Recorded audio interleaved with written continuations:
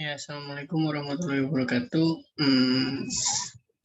Saya perwakilan dari kelompok komunikasi komunikasi efektif dari TI 08. Dan di sini saya akan di sini kami akan mempresentasikan materi 1 sampai dengan materi 5. Dengan materi 1 dibawakan oleh Gali Alfariski, materi kedua oleh Muhammad Asmi, materi ketiga akan disampaikan oleh Ayu Rizkika Wingtyas dan Hasan Albana. Itu mereka akan menyampaikan untuk materi 3. Materi keempat akan disampaikan oleh Nur Wahida Fitriani, dan materi keempat akan disampaikan oleh Nur Wahida Fitriani, dan materi kelima disampaikan oleh saya. Oke, sekarang kita mulai untuk pembacaan penyampaian materi pertama.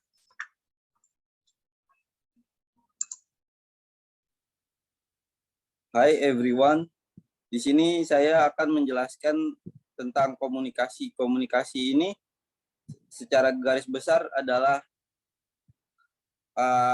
hal yang ingin kita sampaikan atau kita mempunyai pendapat seperti mencurahkanlah isi hati dengan cara komunikasi. Nah, menurut definisi komunikasi menurut para ahli seperti George Miller pada tahun 1951, komunikasi berarti bahwa informasi yang dikirimkan dari satu tempat ke tempat lain. Menurut Claude Shannon dan Warren Weaver pada tahun 1963, komunikasi itu adalah pengiriman informasi, ide, emosi, keterampilan, dan lain-lain dengan menggunakan simbol, kata-kata, foto, angka, gambar, dan juga grafik. Selanjutnya kita akan memberikan bentuk komunikasi dengan 5 kategori. Yang pertama, komunikasi intrapersonal. Komunikasi ini terjadi pada diri kita sendiri, atau kita bisa dimaksudkan dengan kita ngobrol sama diri kita sendirilah. Ya, entah sedang curhat atau overthinking, semacamnya itu. Yang kedua, kita mengenal dengan nama komunikasi interpersonal. Interpersonal ini terjadi kita dengan orang lain. Kayak kita misalkan lagi ngobrol sesama teman. Nah, terus selanjutnya ada juga komunikasi kelompok. Komunikasi kelompok ini skalanya lebih besar dibanding komunikasi interpersonal. Komunikasi kelompok ini anggotanya lebih dari 2 orang. Selanjutnya komunikasi organisasi. Komunikasi organisasi ini komunikasi yang terjadi pada anggota yang mencakup kelompok-kelompok yang terdiri lebih dari 10 orang atau mungkin banyak. Nah, komunikasi massa ini yang tergolong skalanya lebih besar dari kategori sebelumnya. Komunikasi massa ini mencakup beberapa organisasi yang besar seperti kita sedang demo atau juga sedang beraspirasi di suatu tempat lah. Kita bertukar pikiran dan informasi. Selanjutnya kita masuk ke jenis komunikasi. Jenis komunikasi terbagi 3. Yang pertama ada komunikasi visual. Komunikasi visual adalah komunikasi yang bahasa tubuh yang ditampilkan ketika kita berbicara berupa ekspresi dan gerakan tubuh. Seperti kita mempunyai gestur lah, sedang ngobrol, terus kita melakukan gaya-gaya seperti ini, atau say hi gitu contohnya. Selanjutnya ada komunikasi verbal. Komunikasi verbal ini pesan yang disampaikan melalui kata-kata yang diucapkan oleh komunikator secara lisan. Secara lisan ya kayak saya sedang menjelaskan materi seperti ini. Terus selanjutnya ada komunikasi vokal. Komunikasi vokal cara kita berbicara dengan menggunakan intonasi suara rendah, datar, sedang, dan tinggi. Nah, itu vokal itu seperti kita memberikan efek-efek lah pada suara kita. Namanya paralanguage. yang ilmu itulah. Selanjutnya kita masuk ke tujuan komunikasi. Nah, mengapa penting kita mengetahui tujuan komunikasi? Ya karena kita menjalankan komunikasi pasti ada suatu tujuan yang pengen kita capai. Nah, komunikasi ini tujuannya adalah menciptakan pemahaman bersama atau mengubah persepsi bahkan perilaku terhadap sesama manusia. Ya, itu ada 4 golongan seperti kita berubah tentang persepsi tentang pendapat kita tentang orang lain. Ada yang misalkan kelompok lain ngomong gini, si A gini loh. Nah, terus kita ngasih pemahaman pendapat kita, oh menurutku si A ini nggak seperti itu loh. Nah, terus ada yang kedua lagi perubahan sikap. Perubahan sikap itu misalkan dia lagi nggak pede nih, pengen ujian sekolah kan. Aduh, gua semalam nggak belajar. Nggak pede banget gue nanti buat ngerjain soal-soalnya. Nah, terus misalkan tujuan kita komunikasi ini biar kita percaya, ngasih kepercayaan diri dia lah, biar bangkit lagi, jangan overthinking, nggak pede gitu. Terus kita bilang kayak, semangat, gampang kok ujiannya. Nah, mungkin dari situ tujuannya juga berhasil kita ngerubah sikap dia agar yang tadinya nggak pede menjadi pede. Terus perilaku, ini perilaku contohnya kayak ada orang tua menasihati anaknya lah. Yang keempat, perubahan sosial. Nah, contoh perubahan sosial ini seperti tawuran lah, kalau misalkan ada geng yang nggak senang, terus kayak salah paham. Nah, terus ada warga nih yang buat nenangin. Nah, kita bisa menyelesaikan masalahnya tanpa harus ribut-ribut tawuran dengan cara komunikasi. Nah, komunikasi itu kayak jembatan kita untuk hidup damai sih. Kalau kita nggak adanya komunikasi, mungkin bakal diem-diem aja sesama manusia. Cuma gitu. Ya gitu. Terima kasih penjelasan materi dari saya. Selanjutnya akan dijelaskan oleh rekan saya.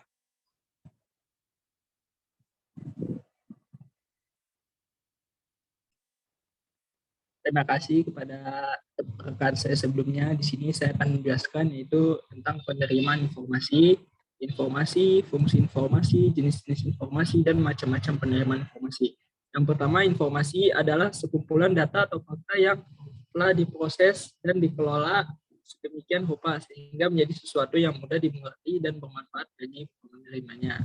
Yang kedua yaitu fungsi informasi. Fungsi dari informasi ini terbagi menjadi 3, yaitu menjadi sumber pengetahuan baru, yang kedua menjadi sumber berita, dan yang ketiga menyatukan pendapat. Selanjutnya jenis-jenis informasi terbagi menjadi 3. Yang pertama jenis-jenis informasi berdasarkan sifat, yang kedua berdasarkan kegunaan, dan yang ketiga berdasarkan kehidupan. Yang berdasarkan sifat yaitu terdiri dari faktual, yaitu informasi yang dibuat berdasarkan fakta yang dapat dibuktikan kebenarannya. Yang kedua berdasarkan opini atau konsep, yaitu informasi yang dibuat berdasarkan pendapat seseorang tentang suatu hal. Dan yang ketiga yaitu deskripsi, informasi yang dibuat dalam bentuk penjelasan terperinci mengenai sesuatu hal. Yaitu jenis-jenis informasi berdasarkan kegunaan. Yang pertama, informasi yang menambah pengetahuan, yaitu informasi yang isinya menambah pengetahuan baru bagi seseorang. Yang kedua, informasi yang berdasarkan penyajian, yaitu informasi yang disampaikan dalam beberapa bentuk, misalnya artikel, video, gambar, dan lain-lainnya. Yang ketiga, jenis informasi secara kehidupan. Informasi secara kehidupan yaitu dibuat dalam beberapa kategori seperti informasi kesehatan, informasi pendidikan, bisnis, olahraga, dan lain-lainnya. Lalu macam-macam penerimaan informasi. Macam-macam penerimaan informasi terbagi menjadi 3. Yang pertama visual, yang kedua kinestetik, yang ketiga auditory. Pertama, visual itu menangkap informasi dari penglihatan. Yang kedua, kinestetik yaitu menangkap informasi yang bersangkutan menyentuh sesuatu yang memberikan informasi tertentu agar ia bisa mengingatnya. Dan yang ketiga, auditory yaitu menangkap informasi melalui sumber buku, internet, dan lain-lainnya. Dari sumber lain-lainnya juga. Terima kasih. Terima kasih atas materi yang saya sampaikan. Materi selanjutnya akan dipresentasikan oleh rekan saya. Terima kasih kepada teman saya sebelumnya. Selanjutnya saya akan mempresentasikan materi materi komunikasi efektif ke pertemuan ketiga, yaitu kemampuan mendengarkan. Next.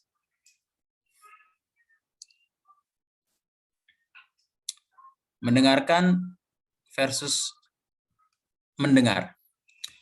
Mendengar adalah proses menangkap pesan karena memang pesan itu ada dan datang secara otomatis. Adapun mendengarkan atau listen tidak sekedar mendengar suara yang ada, tapi ada proses konsentrasi dan perhatian. Next.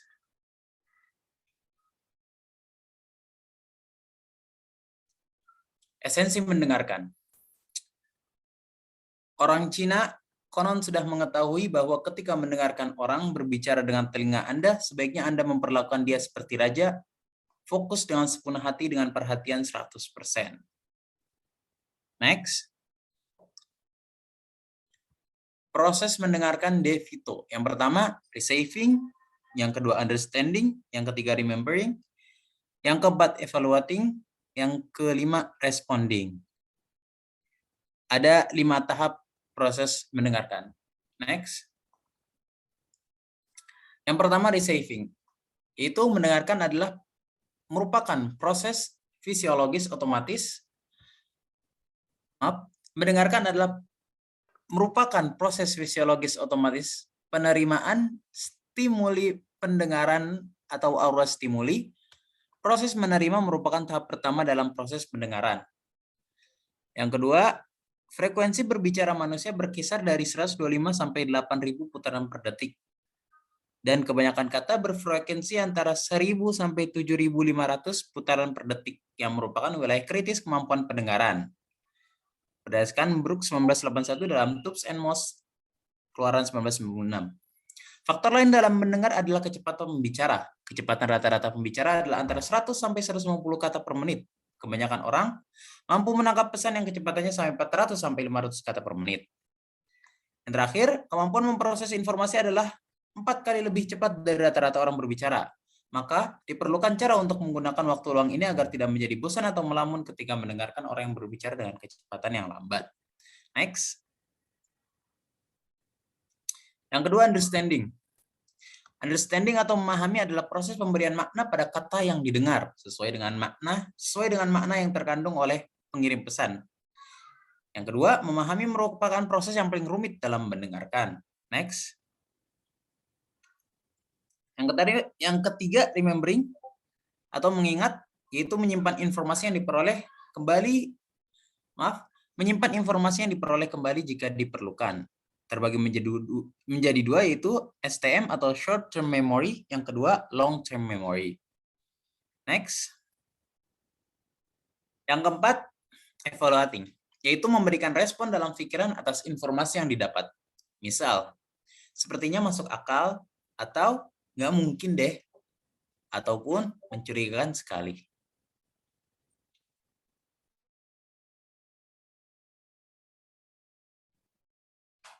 Selanjutnya akan dijelaskan oleh teman saya. Terima kasih.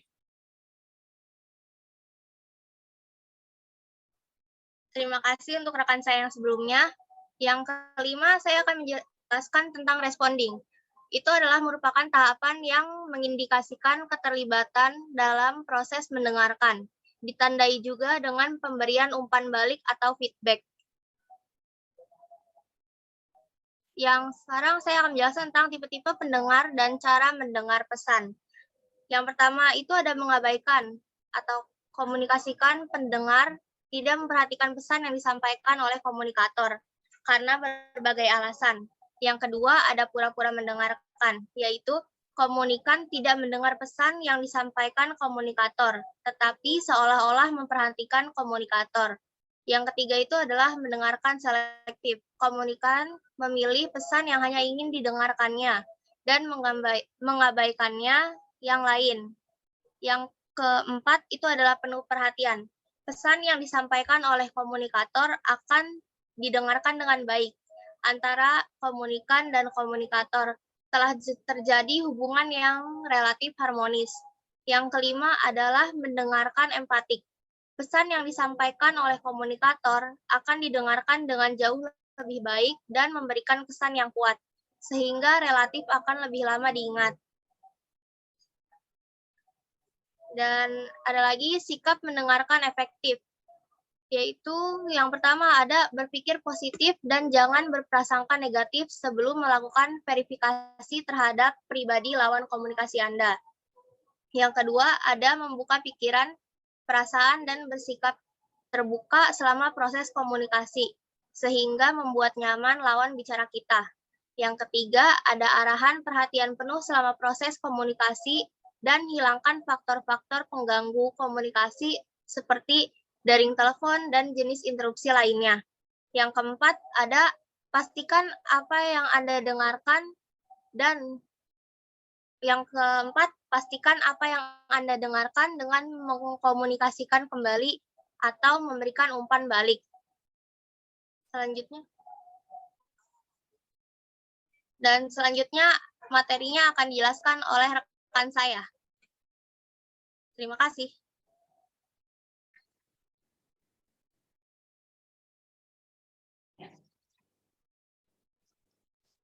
Selanjutnya adalah seni dalam berbicara.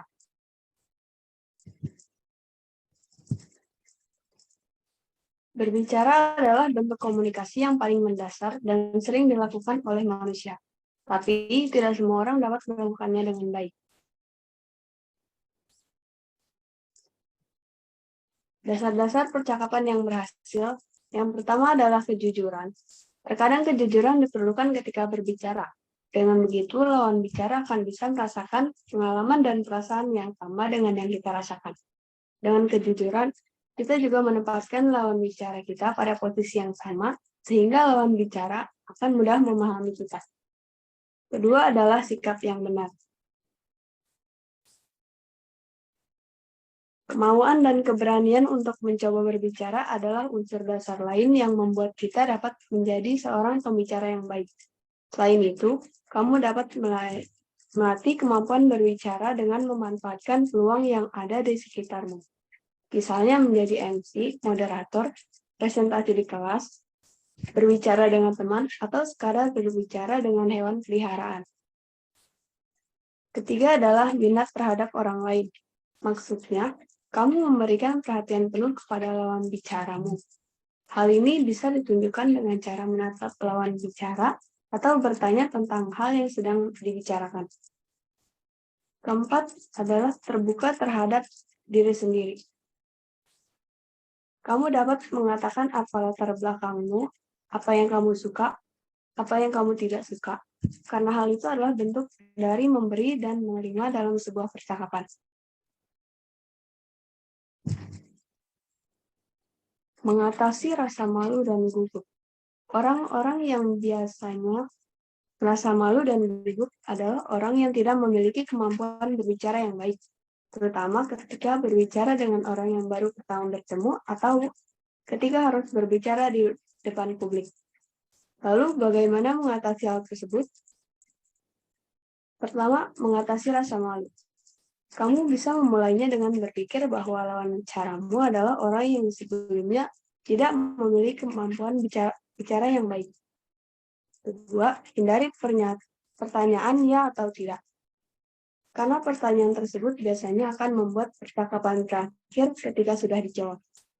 Kamu bisa memberikan pertanyaan spesifik dan yang memiliki jawaban yang bebas, sehingga percakapan tidak akan mudah berakhir. Ketiga, mendengarkan. Dengan mendengarkan, kamu dapat memberikan respon yang lebih baik kepada lawan bicaramu. Keempat, bahasa tubuh. Supaya percakapan berhasil, kamu perlu melakukan kontak mata dan menunjukkan gerak tubuh yang alami. Dan jika kamu mendengarkan dengan seksama, maka bahasa tubuhmu akan mengikuti.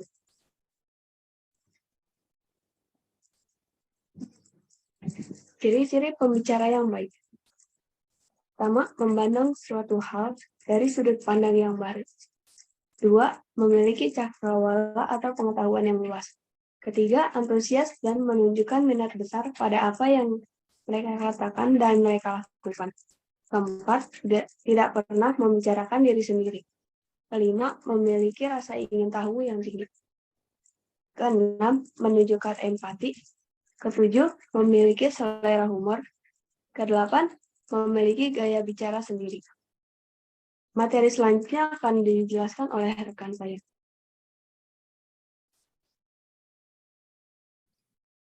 Ya, terima kasih kepada rekan-rekan saya sebelumnya.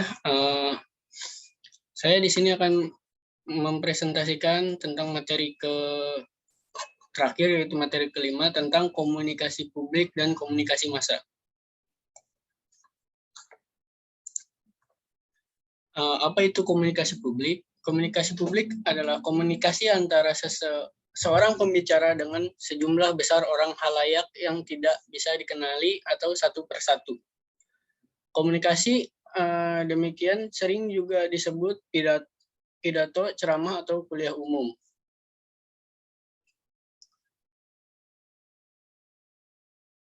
Komunikasi publik biasanya lebih formal dan lebih sulit daripada komunikasi antar pribadi atau komunikasi kelompok, karena komunikasi publik menuntut persiapan pesan yang cermat, keberanian, dan kemampuan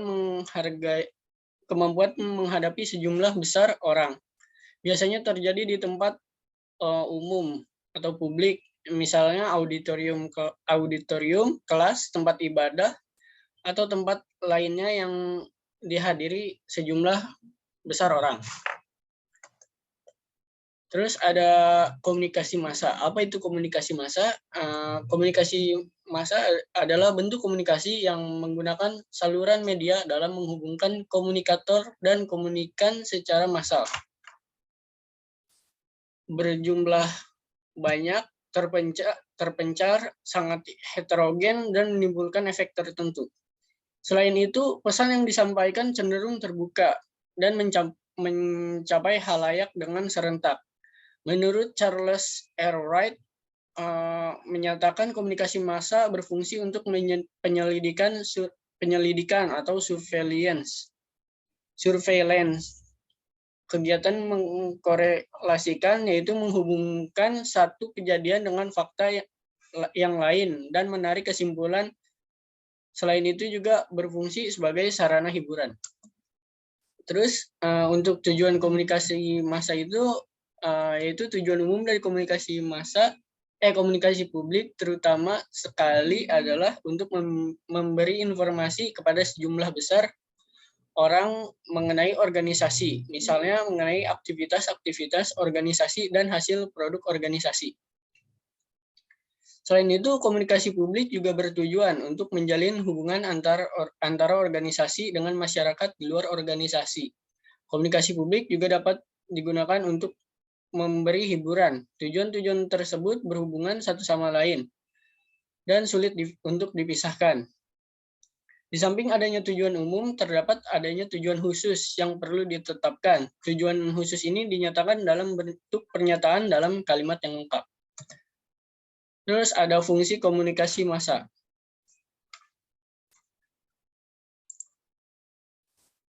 Menurut Canggara, komunikasi tidak hanya diartikan sebagai pertukaran berita atau pesan, tetapi juga sebagai kegiatan individu dan kelompok mengenai pertukaran dua fakta dan ide. Menurut Winardono, tahun 2006, komunikasi massa dapat berfungsi untuk satu, informasi, yaitu kegiatan untuk mengumpulkan, menyimpan data, fakta, opini, pesan, komentar, sehingga orang bisa mengetahui keadaan. Yang kedua, sosialisasi, yakni menyediakan dan mengajarkan ilmu pengetahuan bagi orang yang bersikap sesuai dengan nilai-nilai yang ada. Yang ketiga, motivasi, mendorong orang mengikuti kemajuan orang lain melalui apa yang mereka baca, lihat, dengar, atau melalui media massa. Yang keempat, bahan diskusi, yaitu menyediakan informasi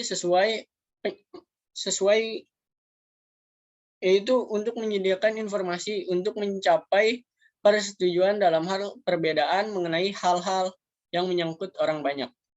Yang kelima, pendidikan, yaitu dengan menyajikan informasi yang mengandung nilai edukasi, sehingga membuka kesempatan untuk memperoleh pendidikan secara informal. Yang keenam ada memajukan kebudayaan. Media massa memperluas hasil-hasil kebudayaan melalui pertukaran siaran radio, televisi, atau media cetak. Pertukaran ini memungkinkan peningkatan daya kreativitas guna memajukan kebudayaan nasional masing-masing negara serta memperkuat kerjasama masing-masing negara. Sekian, terima kasih. Sekian, terima kasih presentasi dari kelompok kami. Kurang lebihnya mohon maaf. Wabillahi taufiq wal hidayah. Wassalamualaikum warahmatullahi wabarakatuh.